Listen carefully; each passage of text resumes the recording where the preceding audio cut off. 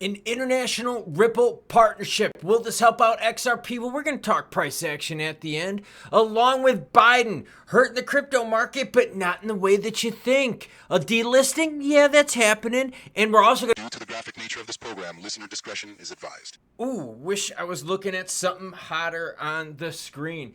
Just got back from cutting down some trees, and I got to admit, I am feeling a bit overwhelmed. Your comments come first. Drop me something hot, spicy. Maybe I'll share it in the next video. I'm sorry, I'm really struggling right now. I just spent the last few hours helping someone out, cutting more trees, right? Absolute mess. Big oak trees, like huge 60-80 foot trees. They're just massive trees. Just spending hours doing this stuff. And I look across the street and their neighbor can't even get out of their driveway. There's trees across their driveway blocking their garage door. So another neighbor's letting them use their car, which is cool. But the problem is they don't have any ice to keep their medication cold. And the other neighbor doesn't have ice to keep their medication cold either. So now everyone's trying to find ice. But see, the phones aren't working. So you can't call places to see if people have stuff. And when people do get stuff, you're seeing a little bit of greed out there where people are buying a whole bunch. It's absolutely crazy. I'm telling you, I spent my last 3 hours in the main part of town and there's no trucks in sight. Like, there's still stuff everywhere. There's still, like, roads that are blocked. There's still people that can't leave their houses. There's still people that have no access to phone, no access to internet, no access to clean water, no access to family even. People drive in half hour, 45 minutes just to get a cell phone signal. Luckily, I have T-Mobile, okay? Most people, Verizon, all that kind of stuff. But I got T-Mobile. I got to be honest with you. I've had reception the whole time, so it's been good. People not having access to sanitation. Laundry. Oh, just go to the laundromat. Yeah, that's totally cool, except the laundromats are all packed because everyone else who doesn't have power are going to the couple places that do have it. Like, this is really tough. Like, people don't have money, and there's people already living paycheck to paycheck, and then they had to throw out everything in their fridge, and they don't have the money to do that, and there's, like, lines for stuff everywhere, and this is really hard. It is really hard to see, and, like, I'm lucky. I got a solar system, and we got a good battery bank and all that kind of stuff, and like, I've camped, and, like, I can make it. We have everything set up. We're fine here. It's just seeing other people struggle, and like, there's nothing you could do. I'm making ice out of like my freezer as fast as I can. Like, we bought extra ice trays, like just anything to help people out, and it's just, dude, it's really tough. So I'm very thankful to be doing this, and this is helping me like get back to my normal. So just bear with me a little bit here. It's been a rough week. Kevin DeVries says, took 10% off my XRP and converted it into gold. Took 10% off my XLM and converted it into silver. Wish I would have done this 1 year ago. Gary the Fairy is sprinkling his fairy dust and causing seizures in the market. And I'm glad you brought that up, Kevin, because remember, Gary is supposed to protect the investor. And now, like, we can honestly say that if we look at XRP price, this most recent, like, hardcore downturn was, yes, part of the Middle East conflict. I get it. But it was also the announcement of the SEC when it comes to the appeal. So Gary protecting investors. Okay. So if Gary's protecting investors, how come Gary's not going after obvious rug pull and memes? What about all those celebrity tokens? Dude, you can pick any celebrity token and call it exactly what it is, a total scam scheme. Gary going after that? What about all those internet sleuths out there that are providing all the transaction data going, oh, look at this rug pull. What about this one, this one, this one, this one? Come on. Shane Liang says, can't see anything changing with XRP unless Trump gets in and replaces Gensler at the SEC and the news post holder scraps all and starts again. Yeah. At this point, I don't even know if Trump taking over would be able to stop what's in motion. And because I kind of wonder what's the presidential power over that. Now, don't get me wrong, there's presidential influence. But do you really think the president could tell the SEC kind of like what to do? Or would that be like the naughtiness of crossing lines? Because would you really want a president to have that much power? Seems like a double-edged sword here. let's get to this heat map and let's get to some crypto news because we got lots of it to discuss, ladies and gents. Bitcoin sitting at 60,599. ETH is 2342. Sol deep in the red. 135. XRP 52 cents deep in the red as well. Floor support, we're going to talk about it. SWE pulling back hard as well. And SWE was just at like $1.90 something not too long ago. Like, holy crap, maybe a video or two ago. We're also going to talk about a delisting that had a major price effect on one of our favorite cryptos. And people are getting frustrated because these delistings are bad. Bad for us. Bad for us. You remember Family Video? For anyone out there, okay, that does not live in the United States, I'm going to tell you about Family Video, okay? Family Video was this video store that was like a big chain all over the States, okay? And it was called Family Video because they had something for everyone in the family. You want to get some of those lame Disney movies, you know, like, and just let your kids just drone out on it? Boom, get yourself some Disney movies. You want some Clark W. Griswold laughing your ass off National Lampoon action, make you feel better after a little bit of Hurricane Helene bullshit? Bam, they got you covered. What about if you want a little bit of porno? Oh, they got that in the back room too because it's Family Video. We want everything listed, right? We want it all. Now, Biden hurting crypto in a little bit different of a way. You got to kind of bear with me on this one. Bitcoin dump says Biden supports Israel hitting Iran oil facilities. Well, that's kind of a problem because that's going to put a lot of pressure on what? The price of oil. It's going to drive the price of oil up. When it drives the price of oil up, what happens? That drives the price up of everything. Why? Because everything is freaking shipped. No one makes anything where they live anymore, so there's a fuel surcharge for like everything. So if all of a sudden they're like, you know what, yeah, I'm cool with the little escalation in Middle East action. We already saw that number one, it pulled crypto prices as a whole down. But number two, if we escalate this thing even further, what's going to happen? Well, we're going to drive oil prices up. And then that increases the cost of shipping for fucking everything. Speaking of increasing the cost of shipping, Main highway running through the mountains to get down into the Carolinas here will be closed for about a year. I guarantee you they're going to be bending us over saying, oh, there's extra shipping costs here, local surcharge. Suck my balls. Biden's statement raises the stakes for a wider conflict in the Middle East. A report by the New York Times cited senior Israeli officials who said that the country is prepared to go to war with Iran. Polymarket traders see a 63% chance that Israel will attack Iranian oil this month. Prolonged war in the Middle East would have a major impact across all asset classes. That's right. You would see more people flocking to gold as a safe haven. That would be a vacuum. It would just suck up all the money around it. Right? That wouldn't be good for crypto. Higher inflation. That's not good for crypto, as we've learned here over the last several years. Franklin Templeton, oh, baby, hoeing themselves out to anyone. I bring this up because they're going to file for every damn thing out there that makes some money, like Family Video. You got your porno flicks, you got your kid-friendly movies over here, you got your rom-coms, and you got your dramas. Maybe you got a little Bruce Willis Die Hard. Yippee-ki-yay, motherfucker. Like some shit like that. They had something for everyone. Family Video. Seriously, look it up. It's really cool. But Franklin Templeton is launching now yet another product. So for anyone out there that thinks that Franklin Templeton is going to lead them to the promised land, you would be wrong. Because Franklin Templeton is a dirty hoe who sleeps with everyone. AKA they do enlist and make products for everything. Kraken delists Monero. That's right. XMR dumping 15%. This bothers me because I really...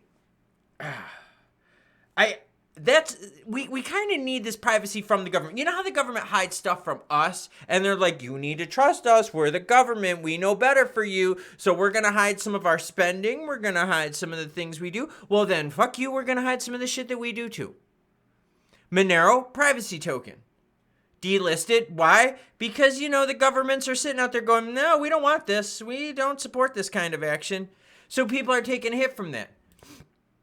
Monero's global market cap went from 2.84 billion to 2.56 billion in less than 24 hours, wiping out nearly $300 million in market cap. According to Kraken Support Hub, the popular exchange had no choice but to delist Monero and even assured its customers that Kraken staff did not take this decision lightly while remaining committed to providing an exceptional trading experience.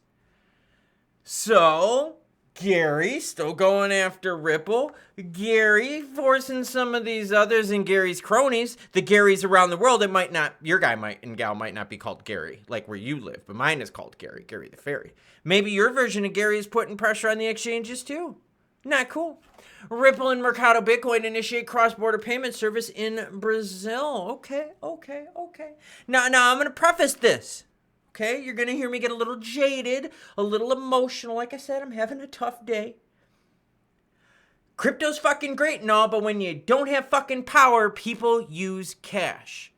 So let's make sure that we always keep cash handy, because guess what? There was no one out there going, yo, bro, tap to pay for that shit. What's your crypto wallet? There's not one fucking person said that. It was all, sorry, things down, cash only. Cash only, cash only. And then guess what? The ATMs were down, so you didn't have access to cash. Crypto doesn't solve that. But when you do have power, it can solve some stuff. Ripple expands into Brazil with Mercado Bitcoin partnership, enabling seamless crypto-enabled international payments. Everyone's doing payments now.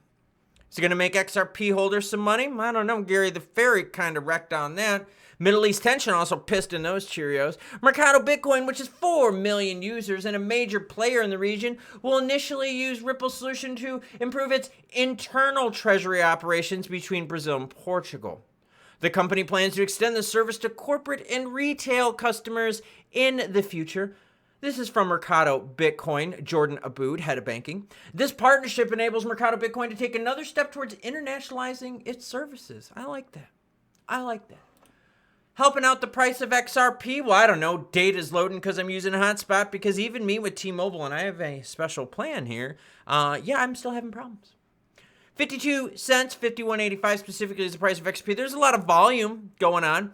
Volume means exchanges are making money, right? Yeah, they're making money. They're making money from people buying and selling. They're getting the juice off the top, so they love high volume. 3.2 is how high the volume is. Zoom out to the 1 month, and you see something very interesting, besides the fact that my screen is loading. I told you, this is what you got to deal with. We've erased all gains and then some.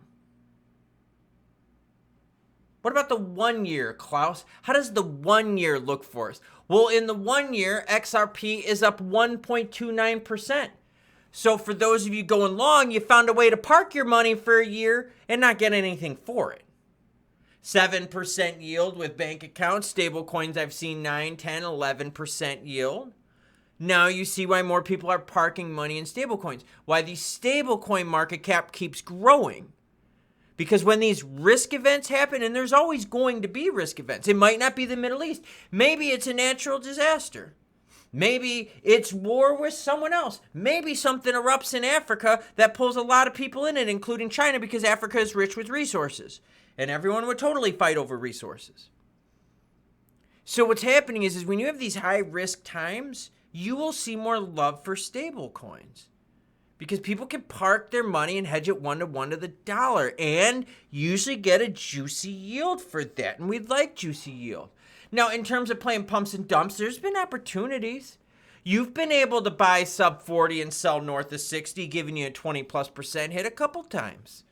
You take that 20-something% hit, you roll that into 3 times into the year, you're up 60% on your action. That's not 1.56% for the year for XRP. That's actual juice. So long-term holders are now sitting here going, damn it. And I get it. And the problem that long-term holders face is now when we start looking at this and zooming into what's happening here, you could add up to 3 more years for the case. And during those 3 years, you're going to be adding a shitload to the circulating supply. During those 3 years, you're going to have a lot more partnerships. During those 3 years, you're also going to have a lot more conflict and a lot more wars going on. You're going to have a lot of economic uncertainty. You're still going to be fighting inflation. You're also going to be lowering rates during that time, which is a good thing.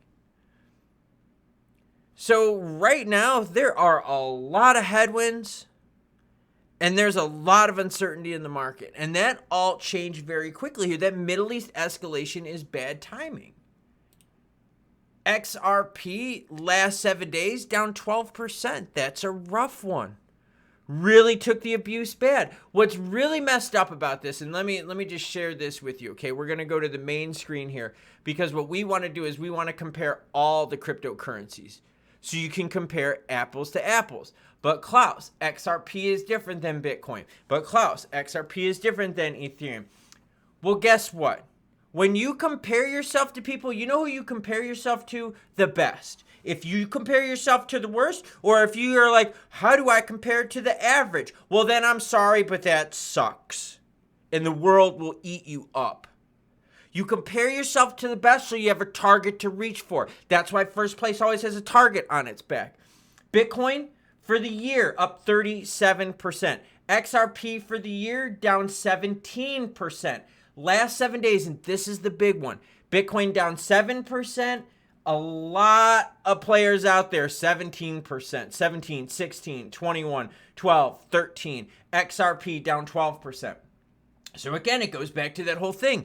Bitcoin goes down a couple percent. The rest of the market goes down more. Bitcoin goes up like 5%. Maybe the rest of the market goes up like 2%.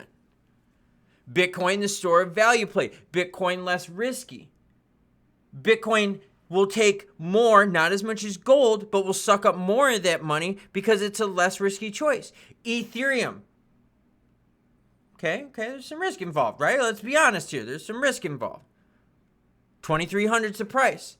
XRP price, we know what it is. So it is absolutely amazing how fast things can change. And that's the irony of it because I'm dealing with that right now, firsthand, personally, in my own town. Yeah, where I live, it's nuts. But the crypto market experiences it too. You get a Middle East flare-up and all of a sudden risk assets just go poof. And man, if we start getting more escalation and start screwing up the price of fuel, because all of a sudden that drives up the cost of everything. And we saw that inflation's been coming down. So if we drive up the cost of stuff again, what happens to inflation? It comes back up. And when inflation goes back up, what can we not do with rates? We can't lower them. Because then things would just be a runaway mess, right? And so now we're sitting here, we're like, okay. We got a couple more years with the SEC and Ripple thing. And I'll be honest with you, from a content news channel, okay, I've got some security here for a couple years because I got some stories. But damn, I was getting tired of reporting on the case. I was hoping this thing would be over and we could start talking about good stuff more often. But Gary the Fairy peed in our Cheerios. Heart healthy? I mean, if you cover it in pounds of sugar, I don't know about that. But I'm very curious to see now what happens up to the election. And this puts even more oomph on the election. And the election, I know crypto is like big for a lot of us, but like as a voting thing, we're going to see how big it really is. 3 to 5% is what they say that crypto can sway the votes. That's a lot. That's a lot of change you could see in this election. But let's see what happens. It's still early. Choo-choo bitches. I got to go cut more wood.